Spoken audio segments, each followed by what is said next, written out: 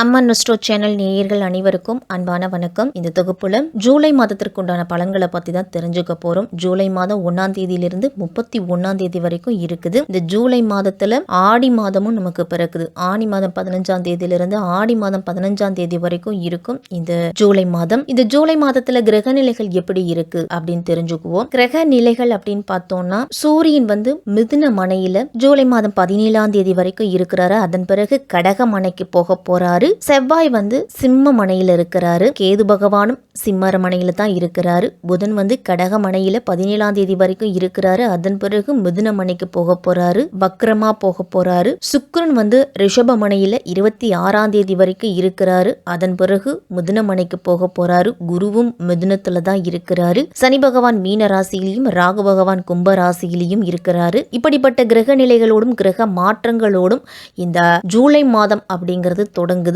இந்த ஜூலை மாதம் ஆனி மாதம் 17ஆம் தேதி செவ்வாய்க்கிழமை மிதுன லக்கணத்திலையும் திருவோண நட்சத்திரத்திலையும் நமக்கு பிறக்குது. இந்த ஜூலை மாதத்துல எப்படிப்பட்ட பலன்கள் கிடைக்க போகுது அப்படிங்கறத நம்ம விரிவாவே தெரிஞ்சுப்போம்.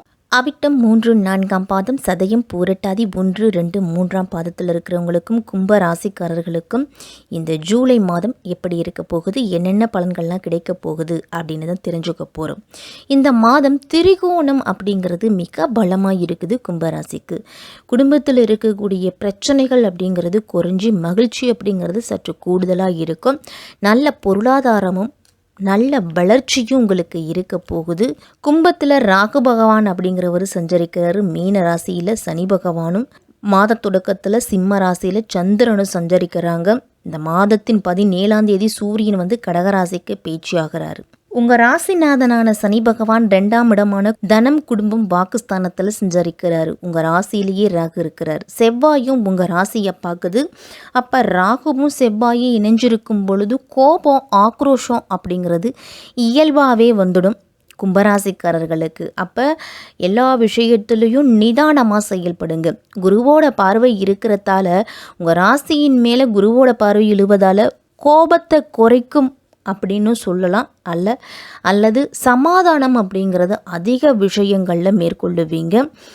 புதிய விஷயங்களை செய்யும் பொழுது யோசித்து நிதானமாக செயல்படுத்துறது நல்லது. கும்பராசிக்காரர்கள் 2ஆம் அதிபதியான குரு பகவான் 5ஆம் இடத்துல அமர்ந்திருக்கிறார். ராசி அதிபதியும் அதே தனஸ்தானத்தில் இருக்கிறதால தனவரவு அப்படிங்கிறது உண்டு.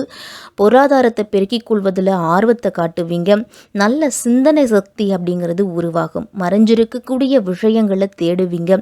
அறிவுபூர்வமாக சிந்திப்பது, எதை எப்படி செய்யணும் அப்படிங்கிற சிந்தனை திறனும் அதிகரிக்கும் உங்களுக்கு. தனக்காரகனான குரு பகவான் உங்கள் ராசியை பார்க்குறாரு. ராகு அப்படிங்கிறவர் பிரம்மாண்டம் அப்படிங்கிறதால ஏதாவது ஒரு வகையில் பிரம்மாண்டத்தை ஏற்படுத்தி ஆசையை தூண்டுவார். அப்போ கொஞ்சம் கவனத்தோடு இருக்கணும். 1 ரூபா போட்டோம் அப்படின்னா 2 ரூபா கிடைக்கும் அப்படின்னு சொல்கிற முதலீடு சார்ந்த விஷயத்தில் கொஞ்சம் எச்சரிக்கையாக இருக்கணும். குருவோட பார்வை லாபஸ்தானத்தில் விழுவது, குருவும் சூரியனை இணைஞ்சிருக்கிறதால சிவராஜ யோகம் அப்படின்னு உங்களுக்கு இருக்குது. அப்போ இரு கிரகங்களும் 11ஆம் இடத்தை பார்க்கும் பொழுது தன லாபத்தை கொடுக்க போகிறாங்க உங்களுக்கு. சுக்கிரன் ஆட்சி பெற்று வலிமையாக சஞ்சரிக்கிறாரு. அப்போ நினைச்ச காரியங்களை செய்து முடிப்பீங்க. அதற்குண்டான தைரியமும் தன்னம்பிக்கையும் கிடைக்கும் உங்களுக்கு. தாய்க்கும் மகளுக்கும் இருந்துட்டு வந்த உறவு அப்படிங்கிறது சிறப்பாக இருக்கும். அவங்களுக்குள்ள கருத்து வேறுபாடு அப்படிங்கிறது எப்பொழுதும் இருந்துக்கிட்டு இருக்கும். தாய் ஒன்று சொன்னால் பிள்ளை ஒன்று கேட்கும், பிள்ளை ஒன்று சொன்னால் தாய் ஒன்று கேட்கும். அந்த மாதிரி தாய் மகளுக்குள்ளே இருந்துட்டு வந்த உறவு இனிமேல் சரியாகும். தாயாருடைய வர்க்கம் சார்ந்த உறவுகள் எல்லாத்துலேயுமே நல்ல பலன் அப்படிங்கிறது கிடைக்கும். சுக்கிரன் வீட்டுக்கு உண்டான கிரகம் அப்படிங்கிறதால வீடு சம்பந்தப்பட்ட அனைத்து விஷயங்களும் உங்களுக்கு வெற்றியை கொடுக்கும். வீடு வாங்குறது, அது புனரமைப்பது, இடம் நிலம் சம்பந்தப்பட்ட அனைத்து விஷயங்கள்லையும் உங்களுக்கு நல்லது நடக்க போகுது. புதிய வாகனங்கள் வாங்கி மகிழ்வீங்க. பயணங்கள் சென்று வருவீங்க. நிலையாக இருக்கும் தொழில்களை நிர்வகிக்கக்கூடிய ஆற்றல் அப்படிங்கிறது கிடைக்கும். கும்பராசிக்காரர்களுக்கு அழகு சம்பந்தப்பட்ட பொருள் தயாரிக்கிறது, டிபார்ட்மெண்ட் ஸ்டோர், கலைத்துறையில் இருக்கிறவங்களுக்கு நல்ல ஒப்பந்தங்களும் வாய்ப்புகளும் கிடைக்கக்கூடிய மாதம்.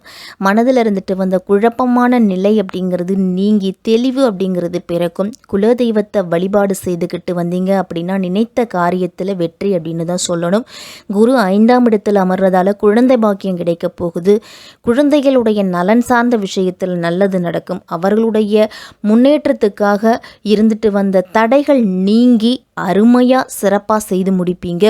திருமணம் சார்ந்த விஷயங்கள்ல இருந்துட்டு வந்த தடைகள் நீங்க போகுது. வேலை சார்ந்த விஷயத்தில் இருந்துட்டு வந்த பிரச்சனைகள் குறைய போகுது. கணவன் மனைவிக்குள்ளே இருந்துட்டு வந்த கருத்து வேறுபாடு குறைஞ்சும் பிரிஞ்சிருந்த கணவன் மனைவிலாம் ஒன்று சேர்ந்து வாழக்கூடிய அமைப்பு இருக்குது. 7ஆம் இடத்துல செவ்வாய்க்கு எது இருக்கிறதால கோபத்தை மட்டும் சற்று குறைச்சிக்குங்க. 9ஆம் இடத்தை குரு பார்க்கறதால நல்ல பாக்கியங்கள் அப்படிங்கிறது கிடைக்கும். பெற்றோரால் உங்களுக்கு நல்ல பாக்கியம் அப்படிங்கிறது உண்டும். அவருடைய தொழிலை எடுத்து நடத்தக்கூடிய அமைப்பு கூட இருக்குது. தொழிலை விரிவுபடுத்துவீங்க. செவ்வாய் 7ஆம் இடத்துல இருக்கிறார். அப்போ தொழில் அபிவிருத்தி அப்படிங்கிறது கட்டாயம் உண்டு. கடந்த 2 வருடங்களாக தொழில் வியாபாரத்தில் தொல்லைகளும் அனுபவிச்சுட்டு வந்தவர்களுக்கெல்லாம் விடிவு காலம் அப்படிங்கிறது பிறக்கும். புதிய வேலைவாய்ப்பு கிடைக்கும். அரசியல்வாதிகளுக்கெல்லாம் நல்ல பெயர் எடுக்கிறதுக்கு உண்டான சூழ்நிலைகள் உருவாகும். எதிர்பார்த்த பதவிகள் அப்படிங்கிறது கிடைக்கும்.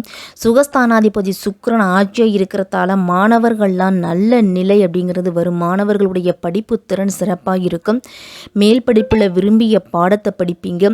விட்ட 3, 4ஆம் பதத்தில் இருக்கிறவங்களுக்கெல்லாம் இந்த மாதம் உங்களுடைய வாக்கு வன்மையால் எல்லா காரியத்தையும் சாதிக்கக்கூடிய அமைப்பு இருக்குது. பணவரவு இந்த மாதம் சீராக இருக்கும். வீண் பயணங்களும் அலைச்சலும் வரும் அப்படிங்கிறதால செலவுகளும் இருக்கும். உங்களுக்கு இடமாற்றம் ஏற்படலாம். அதே மாதிரி தூக்கம் இல்லாத இரவுகள் அப்படிங்கிறது சந்திப்பீங்க. கெட்ட கெட்ட கனவுகள் அப்படிங்கிறது தோன்றும். உஷ்ணம் சம்பந்தமான நோய்கள் அவ்வப்போது வந்து போகும். நேரம் தவறி உணவு உண்பதை தவிர்த்துக்கிறது நல்லது.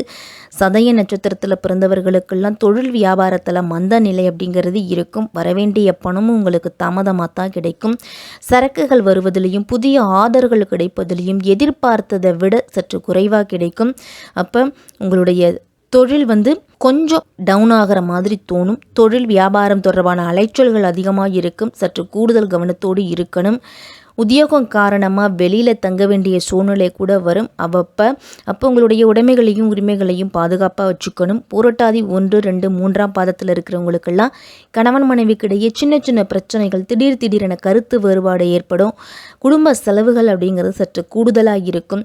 குடும்பம் பற்றிய கவலைகள் உண்டாகும். உறவினர்களிடமும் நண்பர்களிடம் பேசும் பொழுதும் நிதானமாக பேசுங்க. வீண் அலைச்சலும் பயணங்களும் ஏற்படலாம். அப்போ நேரம் தவறி உணவு உண்ணுவதையும் நேரம் தவறி உறக்கம் கொள்ளுவதையும் தவிர்த்துக்கணும். சாமர்த்தியமான பேச்சின் மூலம் உங்களுக்கு காரிய வெற்றி அப்படிங்கிறது கிடைக்கும்.